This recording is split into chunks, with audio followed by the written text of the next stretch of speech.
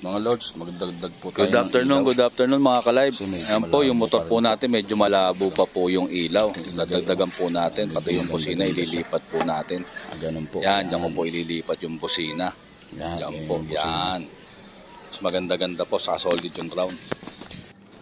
At ayan po, naikabit na po natin yung ilaw at yung busina. Yan po, na nagdagdag po tayo ng po natin kung malabo yung headlight natin. Anong pinagkaiba nung nadagdag natin na ilaw.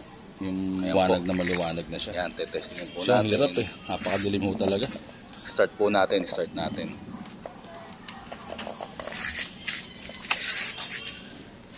po. Yan, naka-on na. Start natin. Yan po, yan po kasi yung ilaw natin. Maliwanag siya, sa malapit lang po. Yan, malapit lang dinagdag natin. Kaya dinagdag po natin. Meron po tayong dinagdag na ilaw sa ilalim. Yan po nagpaliwanag. So, testing ko na rin po yan kanina. Liwanag. Hindi naman po siya nakakasilaw. Ayos naman po yung pagka nakaputi.